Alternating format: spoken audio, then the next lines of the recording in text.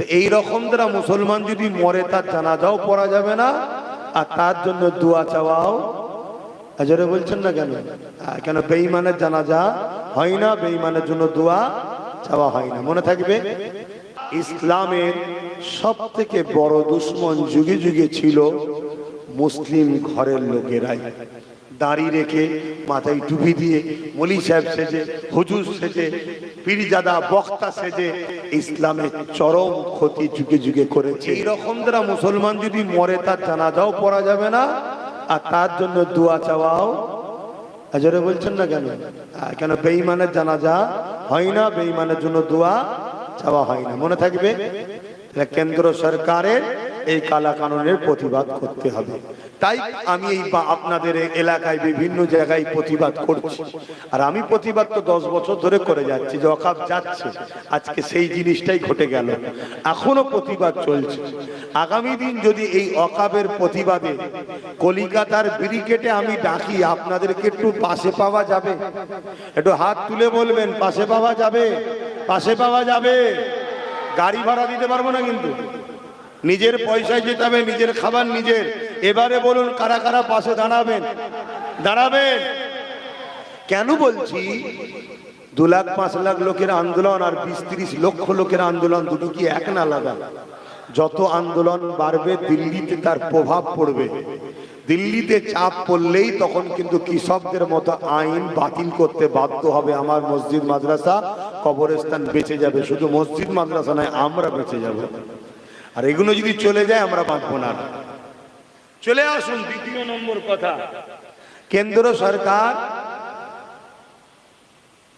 বিল করেছে মসজিদ মাদ্রাসার বিরুদ্ধে, কবরস্থান খানকার বিরুদ্ধে, এক কথায় ইসলামের বিরুদ্ধে। পাশাপাশি এই বিলটা করেছে সংবিধানেরও বিরুদ্ধে। সংবিধানকে ভালোবাসা দরকার আছে না? না। তাহলে কেন্দ্র সরকার যেমন সংবিধানেরও বিরুদ্ধে, আমার ধর্মেরও বিরুদ্ধে, এই সমস্ত জাতির উচিত কেন্দ্র সরকারের এই কালা কানুনের বিরুদ্ধে এক হয়ে লড়াই করা দরকার। শুধু মুসলমানদের প্রপার্টির ব্যাপার নয়, এটা সংবিধান বিরোধীও। এ লড়াই হচ্ছে। এখন বলুন, রাজ্য সরকার যদি নাক বেরিয়ে বলে কেন্দ্র সরকারের বিরুদ্ধে আমার রাজ্যে দাঁড়িয়ে করা যাবে না, তাহলে বলুন আমার রাজ্য সরকার ঠিক করলো না ভুল করলো? জোরে বলুন। তাহলে রাজ্য সরকারের এই অন্যায়ের বিরুদ্ধে লড়তে হবে না? হবে না? নাম্বার 1 হাত দিয়ে। যদি হাতে ক্ষমতা না থাকে, মুখ দিয়ে। মুখে যদি ক্ষমতা না থাকে, ঘৃণা করে থেকে সরে যেতে হবে। আগামী দিন যে মুসলমানগুলো যতদিন না এই কথার জন্য রাজ্য সরকার ক্ষমা চাইবে, যে মুসলমান এই রাজ্য সরকারের সঙ্গে সাথ দেবে, আমার নবীর কথা অনুযায়ী সে বেঈমান, তার মধ্যে ঈমান নেই। আমি বলিনি ভাই, শুনছেন না শোনেননি? যদি বলেন বিজেপিকে রুখতে হবে, সাথ দিতে হবে, আমি ওই মুসলমানকে বলবো তোর থেকে বড় মুনাফিক গাদ্দার আর কে আছে? ও আইন করছে, এ বলছে আইনের বিরোধী করা যাবে না আমার রাজ্যে দাঁড়িয়ে। তাহলে এ কোনটা বিজেপি নয়? কথা বলাই ঢুকছে না? ঢোকে না? উত্তরপ্রদেশে যা হয় তার কিছুদিন পরে আমার রাজ্যও হয়। উত্তরপ্রদেশেও মুসলমানকে মারা হয়, আমার রাজ্যও মারা হয়। উত্তরপ্রদেশেও বোরখা খুলে দেওয়া হয়, আমার রাজ্যও খুলে দেওয়া হয়। উত্তরপ্রদেশে দাঁড়িয়ে থাকার জন্য চাকরি থেকে বাদ দেওয়া হয়, আমার রাজ্যও দেওয়া হয়। উত্তরপ্রদেশে বোরখা থাকার জন্য পরীক্ষায় ঢুকতে দেয়নি, আমার রাজ্যও দেয়নি। উত্তরপ্রদেশেও মুসলমানকে পুলিশ মারে, আমার রাজ্য আনিস খানকে রাত্রিরে ছাদ থেকে ফেলে দেয়। উত্তরপ্রদেশেরও জেলের মধ্যে মুসলমান মারে, আমার রাজ্য। 2022 সালে 4 জন একদিনে বারাইপুরের জেলে মরে গেছে, পুলিশ মেরে দিয়েছে। তাহলে কোন সব পার্থক্য আছে? এরপরও চলো তোমরা যাকে খুশি নিয়ে ছিলে, আলাদা কথা, কিন্তু এখন আমার মসজিদের যখন বিরুদ্ধে দাঁড়িয়েছে, আর তো সাপোর্ট করা যেতে পারে? আওয়াজটা জোরে দিতে হবে। হ্যাঁ, এ যদি বলে যে আমার ভুল হয়েছে ভাই, ওটা আমার বলা উচিত হয়নি, আমি ক্ষমা চাইছি, তাহলে এ বিষয়ে আমি আর কোনো কথা বলবো না।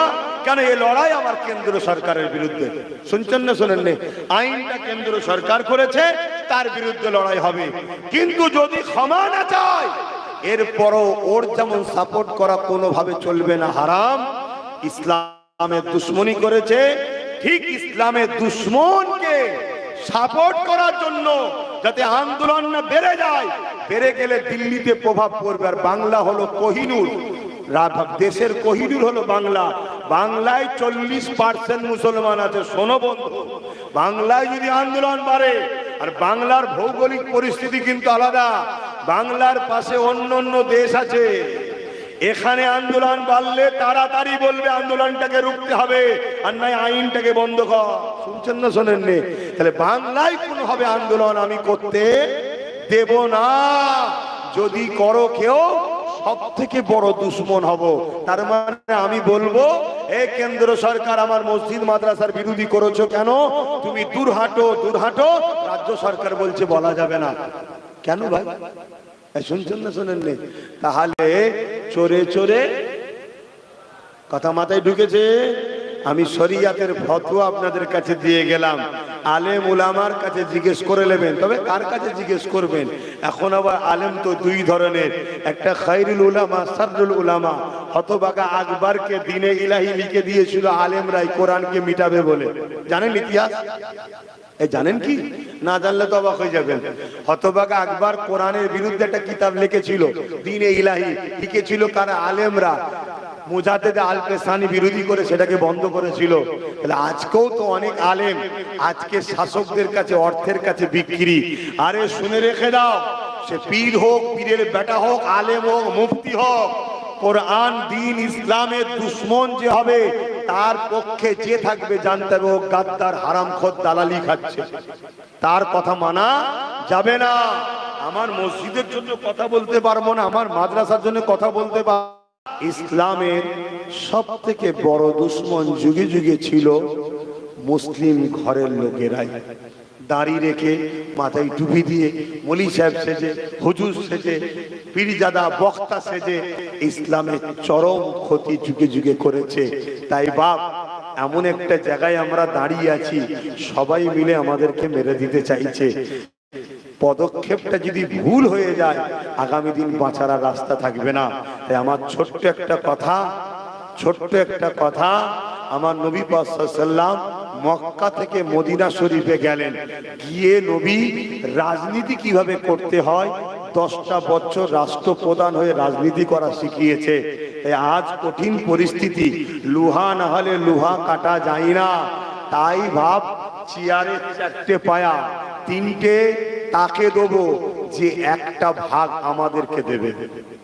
শুনছেন?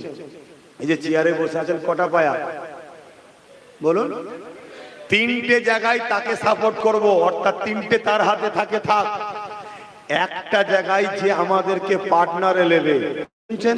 তাহলে একটা পায়া যদি আমাদের হয়, 3টে যদি তার হয়, সে বসুক, আমরা পায়া ধার দিয়েছি, বস। বসে বলতে পারবে দিল্লি চলে যাও? কেন? পা খুলে নেবো, সরকার পড়ে যাবে। নিজেদের হাতে পাওয়ার রাখো। 50, 60, 70, 80, 90 যা হোক, একটা নিজেদের হাতে পাওয়ার দরকার আছে না? নাই। ছেলেগুলো একদিনেই বড় হয়? কিছুই তো ছিল না আমাদের, মরে পিঠে লড়াই করে একটা আল্লাহ মিলিয়েছে। আগামী দিন চেষ্টা করলে আরো কিছু বাড়বে, আরো চেষ্টা করলে আরো বাড়বে। ঠিক না বে ঠিক গো? আজকে বলো তো দেখি, সুপ্রিম কোর্টে রাজ্য সরকার কেস করেছে এ ওয়াকফ নিয়ে, কিন্তু নওশাদ সিদ্দিকী কেস করেছে। ওর সাথে যদি আরো গোটা 40 থাকতো, কেস বাড়তো না কমতো? এগুলো তো আমাদেরকে ভাবতে হবে। যদি না ভাবে, আল্লাহ সূরা বাকারার মধ্যে জানাচ্ছে, আমার ও আমার হাবিবকে ছেড়ে দিয়ে যার উপরে তোরা প্রাধান্য বেশি দিবি, আমি আল্লাহ তার হাতে তোদেরকে মিটাবো। খুব খেয়াল করে দেখুন, রাষ্ট্রের কাজ শিক্ষা, স্বাস্থ্য,